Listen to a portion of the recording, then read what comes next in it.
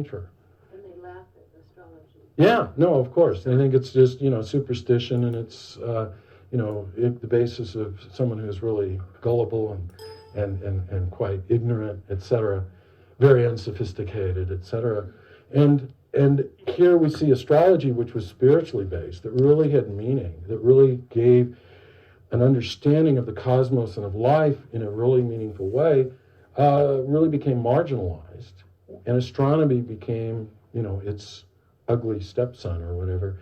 And we can talk about this in terms of every area of science, because the spiritual was ripped out and was replaced by a strictly physical, material perspective or observation or experimentation. It's a human being in terms of physiology. We actually talk about physiology. This is the temple. Your body is a temple. And I don't mean that in some abstraction. I mean that the entire creation, the entire cosmos, is structured inside of your body. And I mean even physically, physiologically, let alone the etheric body, the astral body, the lower mental body, the higher mental body, the Buddhic body, the Atmic body. All of these different physiologies and bodies interpenetrating the physical that make you the microcosm of the macrocosm, or you contain within yourself the entire creation. You are the small universe that is reflective, not reflective, but actually is the actual great universe in miniature. And so we can identify all of the stars and planets inside of your very physiology.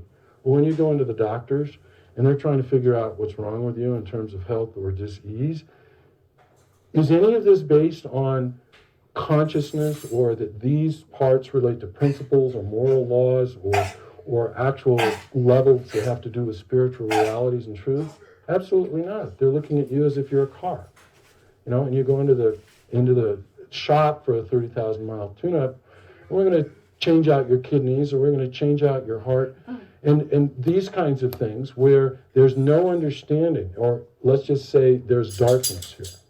And it gets into Ahriman, because what has been created in the last 500 years is a deeply, intensely materialistic consciousness of life that has been instigated by this being Ahriman, or the Antichrist.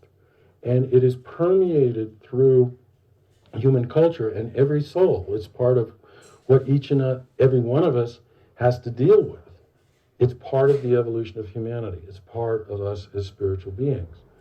And so then when we really want to have an understanding of the human being in relation to the physical plane or the physical dimensional reality, and again having the perspective, there are 7 cosmic planes: physical, the etheric, the astral, the lower mental, the higher mental, the Buddhic, the Atmic. And there's 7 subplanes to each one of those cosmic planes. 7 sevens is 49. And the 50th is the source, the ground of being, the transcendent, the absolute, the unmanifest, the pure consciousness, the pure light, the pure spirit. That is structured into all of creation, but it's also structured inside of you. So understanding that the physical, this is the lowest level of creation, this realm of density and physicality and materiality.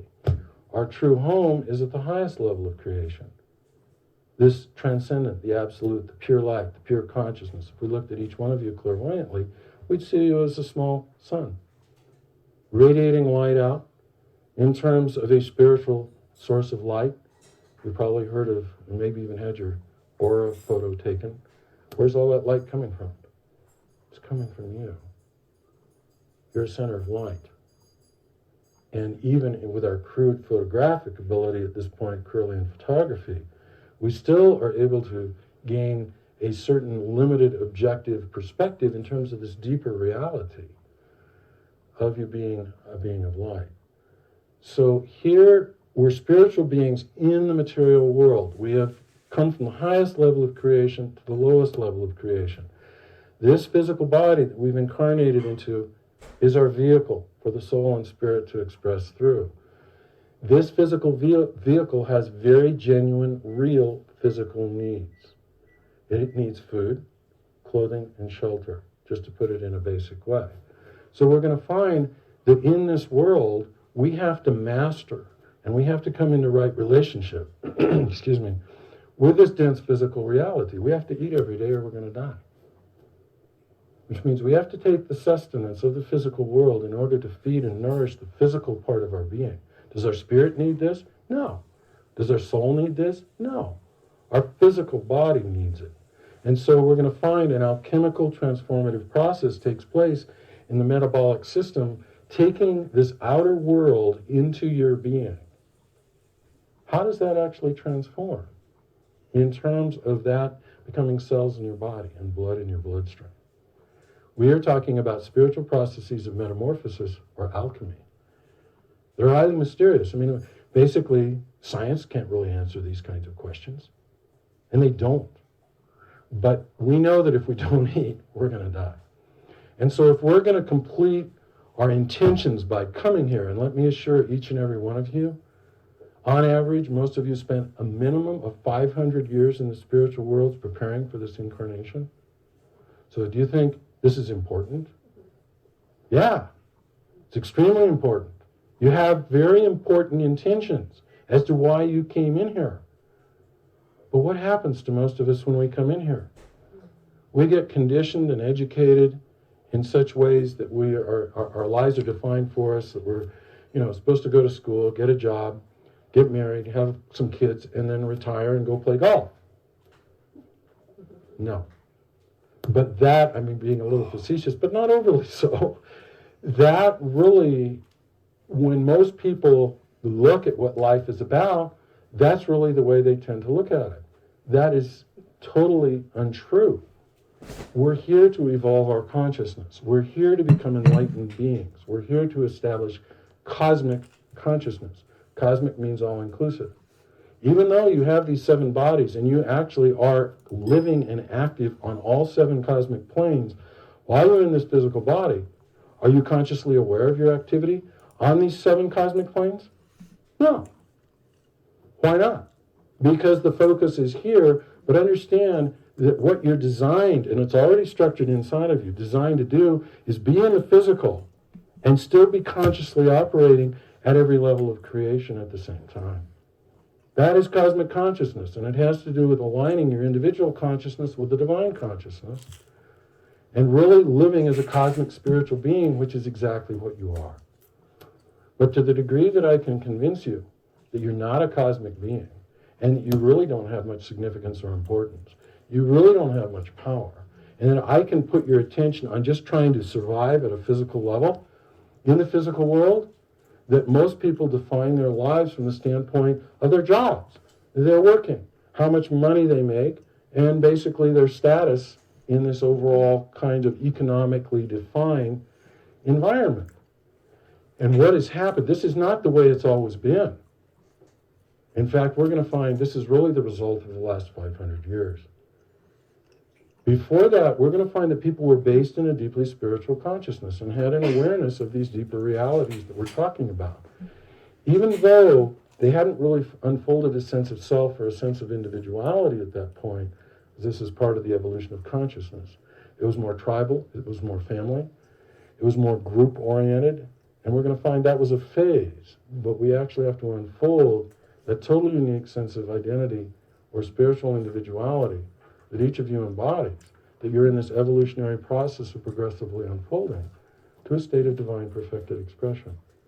So every single one of you has a very unique and special place in the cosmos to play your role for the manifestation and the completion of the divine plan that only you can play. And when we look at the bigger picture, it has to do with this evolution of consciousness. And each one of you being a totally unique, special expression of this consciousness that will never be repeated. And when we come down to earth, we have a very definite agenda. We have very definite intentions in terms of spiritual growth of consciousness. And so we're in the most deeply materialistic times that humanity has ever experienced. And to give you a brief idea, because as I think you can sense that the topic we're talking about tonight has huge implications of which we could, and if I'm not careful, I will go off on tangents. But it's to give you an idea that as spiritual beings, through thousands and thousands and thousands of years. And through these various phases that I've talked about in terms of, which we can't even really get into, Saturn evolution, Sun evolution, Moon evolution, and then now we can maybe grasp a little bit more Earth evolution. And then when we break down Earth evolution, then we're talking about the Polarian, Hyperborean, Lemurian, Atlantean. Now we're in the post-Atlantean phase. And let me assure you, there's many other phases that are still ahead of us. And that each one of these post-Atlantean epochs, because there's 7 phases to each one of, there's 7 phases to Atlantis, there's 7 phases to post-Atlantis, there's 7, and they basically, we measure them in thousands and thousands and thousands of years. And so the evolution of consciousness is a process that takes time. It's very deep, it's very profound. But we happen to be at this time where we've become so immersed in materiality. So if we look at kind of a basic arc, it would be that we as spiritual beings, as a life wave of spiritual beings, have been descending through the various layers of the cosmos and of creation, layer after layer after layer after layer through countless time, to where we've now become immersed in matter. We've become immersed in the lowest level of creation, this realm of density and physicality and materiality. What is matter ultimately? It's light, it's spirit. It's just lowered its vibrational frequency to the point where it's density. It's like the metaphor of water, if you will. Water is H2O, but depending upon the temperature, we're going to find it flows, as in a river. If the temperature drops, it freezes and becomes solid, that we're very familiar with if there is snow or ice. Spiritually, that's Earth. Even though it's H2O, if you analyzed it chemically, you'd still find 2 elements of hydrogen and 1 of oxygen. But you will find that the form in which that water takes has now become solid. It doesn't flow anymore. It's technically what's become Earth. When we raise that temperature a little bit more, it loses its density and it begins to flow. And we're going to see that that actually relates to the etheric dimension. And then if we raise the temperature even more, it becomes gaseous. What happens when you're heating tea or water for tea or whatever? It becomes steam, it becomes gaseous. That relates to the astral. And then we're going to find what is the principle that then controls all this. It's heat and temperature. Well, what is heat and temperature? It's spirit. It's fire. If we want to get to the most basic nature of spirit, it's fire. What is fire? Well, we know it by its effects of heat and light. Look at the sun. It's a cosmic fire. If there weren't light here, if the sun wasn't here, would we have life as we know it? No. Light is consciousness. And if we wanted to be more specific, it's wisdom. We were talking a little bit about it before class. And we're going to find heat is love. So when we look to the sun and we feel the sun, that heat is actually cosmic love. That light is cosmic wisdom. And we're going to find that flooding through. When we go out at night and we look in the heavens and we see the stars, we're going to see these billions and billions of stars, as Carl Sagan would say, that are centers of spiritual light, that are spiritual beings, that are part of the aspects of the mind of God, if you will, or the universal principle of creative intelligence, that really is the representative of cosmic laws and principles and forces and powers that are fundamental to all of life. And to the degree that we really understand and we investigate light, we investigate consciousness and we investigate the fundamental mystery that really is the cosmos and ourselves as spiritual beings of light. Because each and every one of you is to shine your light ultimately as a sun. And we're going to see that the very earth and what is going on right now is deeply connected to the intention that the earth becomes a sun. But that has to do with each one of us shining our light. And so when we talk about this, we're going to find we're very much enshrouded in darkness. And we're very much stuck in materiality. So this life wave of beings descending deep through the cosmos from the highest level of creation, all those 50 levels that we talked about, we have descended into the lowest level of creation in such intensity, we've become so immersed into it that we've forgotten who we are. And we've created a culture and civilization whose primary values are materialistic. And we've forgotten the spiritual. And we're in crisis. And when we start talking about the source or essence of this materiality, we're going to find it is based in the economic system. And we're going to find that by becoming, if you will, enslaved to trying to make money in terms of physical survival, you're going to find that our attention, our consciousness, is focused on the physical and the material, and ultimately it becomes focused on money. And then, when we truly understand, even from a material, worldly standpoint, how the world works, and it's one of the things Lynette and I were in for years, and maybe some of the others, but it's in the financial industry. And it is the understanding that money is what makes the world go round from a physical standpoint. And if you don't understand money, you are at an incredible disadvantage in this world. And one of the things that's come up as a part of this financial crisis is to what degree that we really know and understand money and finances or not. Because if you don't, you're going to feel very fearful, very vulnerable, and very much, it's not a good situation. So when we look at this from the esoteric standpoint, we're going to find that it is the intention of the forces of darkness to actually create a financial system that they control. And they work through human beings. And it has been for the past 500 years. And I have mentioned in the previous classes about Adam Smith, The Wealth of Nations, Bible of Capitalism that was written 250 years ago in 1753, that is really kind of identifying and framing in a cultural sense what we're going through at the present time, because we're in a death and rebirth process of capitalism as we know it. And it's for the planet Pluto. But when we start talking about 500 years ago, we're going to find a shifting in human society to where there began a process of urbanization that had never really happened before, and a creation of new classes that, in one respect are called the bourgeoisie, but we could say the merchant class and the business class. And then we find the development of an economic system that we know of as capitalism, which I'm not going to get into. We kind of know it, and we've gone into it in the past. But ultimately, it results in concentrations of money in banks as a result of manufacturing and trading. And this concentration of money in banks has to do with concentration of wealth, obviously, but it also has to do with concentration of power. Money is power. It is something that is an energy.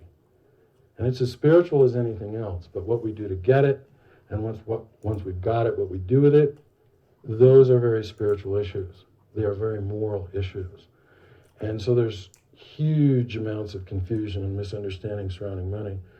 But one of the things we have to remember is that as spiritual beings in the material world, just one of the things that we have to learn to master is how to create wealth and abundance in our life in order to survive.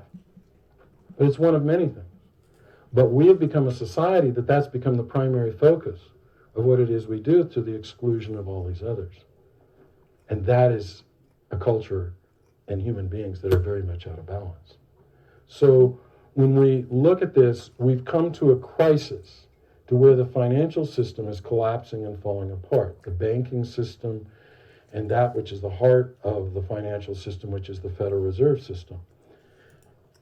And so we get impacted. It's kind of a wake-up call. We go into fear. And we will find that there's been a design, especially since the 1800s, that relates to, it's always been this way, but let's say it's become accelerated and intensified since the 1800s, that there's a group of individuals behind the scenes, understand they are very much not visible, that control the world economy.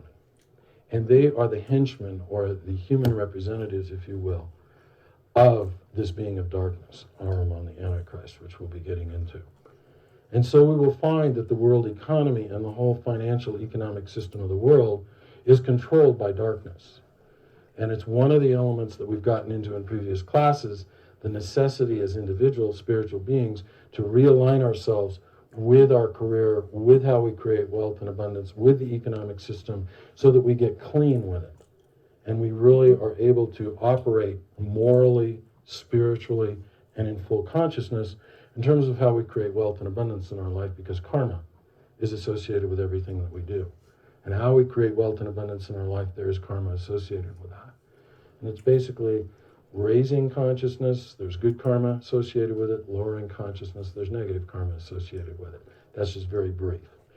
But it's just to basically give us an understanding.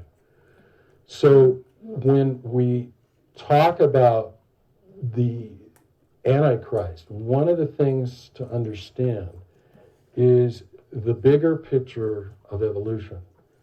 Most of you have probably heard at various points in time some pieces, or maybe you've gotten into it more deeply, what we can generically call the apocalyptic literature. Apocalypse is a Greek word. Many people really misuse it and misunderstand it. Apocalypse means revelation. So when we talk about the revelation of St. John, the last book of the New Testament, or what is also known as the Apocalypse, it has to do with an initiatic experience that St. John had on the island of Patmos, where in a visionary state in the spiritual worlds, he basically experienced the entire, and it's difficult to say, but the beginning and the fulfillment of the whole divine plan as it related to human evolution. And that is described in picture language, or the language of the astral.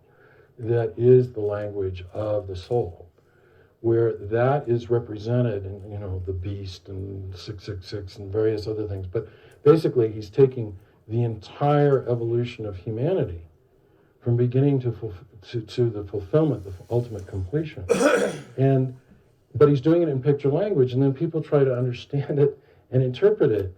But the language of symbolism, even though it's the natural language of the soul, that deeper aspect of your being, but because humanity has lost its conscious connection with the soul, and really has lost its ability to really function consciously within the world of soul, that most of us really don't have an understanding of that particular language. The language of St. John has been lost.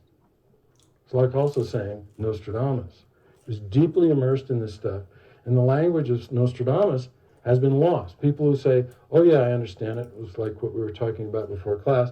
First of all, he was French. Then he actually wrote his quatrains in Latin.